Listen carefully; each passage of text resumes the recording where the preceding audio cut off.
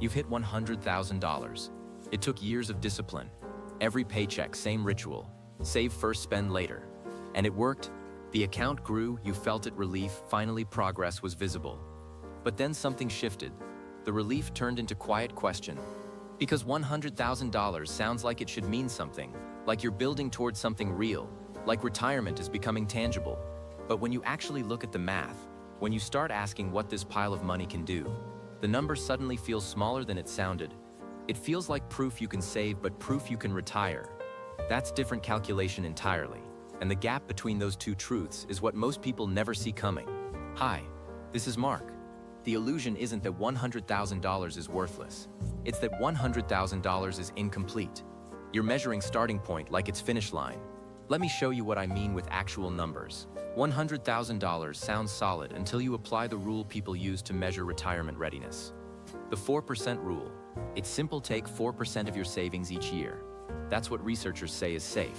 On $100,000, that's $4,000 per year, or $333 per month.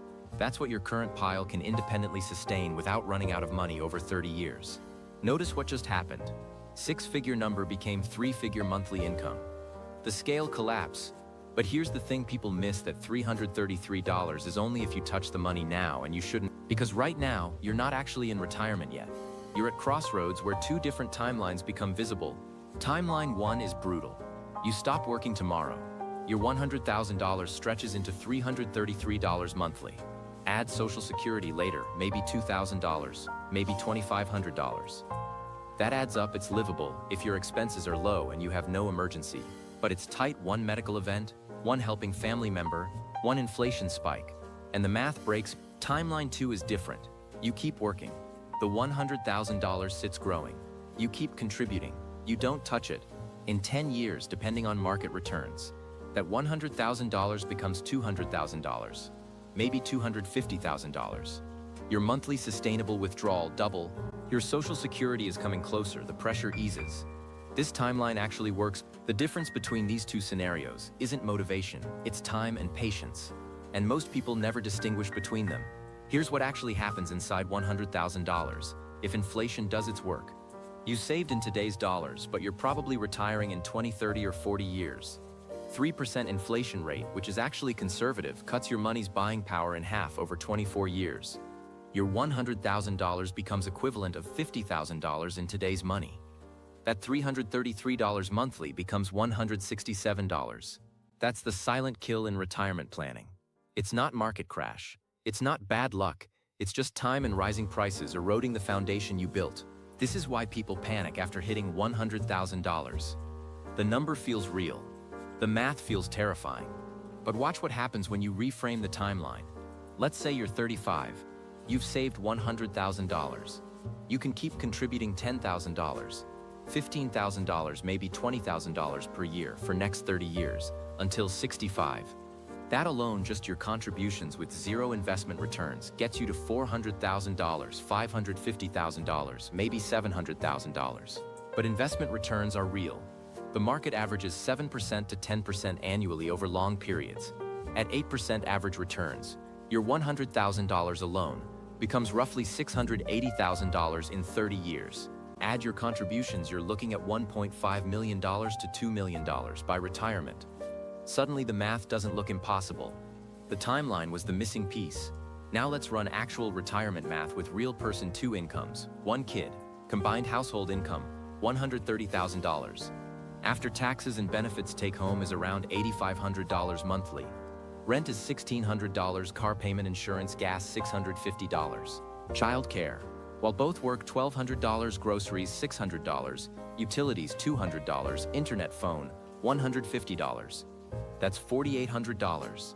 They have $3,700 left. $2,000 goes to retirement accounts, $1,000 to emergency fund and other saving, $700 for everything else. Clothes, medical, entertainment, gifts, haircuts, car repairs, home maintenance. It's tight, it's working. But they're not saving aggressively. They're saving successfully. Their $100,000 at age 35 is exactly their position right now. They can see it, and they can see that continuing this for 30 years actually works mathematically. The stress isn't whether they can save, it's whether they'll stay disciplined. and whether life doesn't force them off the rails.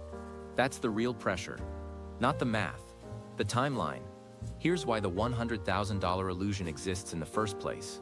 Media talks about retirement in millions. You hear $1 million, $2 million. You need $5 million. Against those numbers, $100,000 feels laughable. So you panic. You think you're behind. You think you started too late. You think you're not saving enough. And you compare yourself to someone who's 25 years ahead already at $800,000 and conclude you'll never catch up. The comparison destroys your perspective. That's how the illusion survives. It's not that $100,000 is actually worthless. It's that nobody's told you the actual story, where you are in the timeline, not where you think you should be. But here's the contradiction that breaks the illusion. You can have $100,000 and be completely on track for retirement, or you can have $500,000 and be completely off track. The same dollar amount tells you nothing without the timeline. Without knowing your age, without knowing your Social Security expectation, without knowing what you're actually going to spend, the number alone is meaningless. The context is everything. So who actually benefits from people misunderstanding their $100,000 position? People with dual incomes and family support structures, early Social Security claimers at 62 or 63. They got pension benefits or early access. Most people don't have. People who bought real estate 15 years ago in low-cost states before prices climbed, high-income professionals whose savings rate accelerates after 40, when expenses finally plateau. People in tax-advantaged sectors or company match programs. Most people don't have these variables aligned, but some people do, and they're the ones who hit the $1 million number by 50, and then assume everyone else can too. The math doesn't work that way.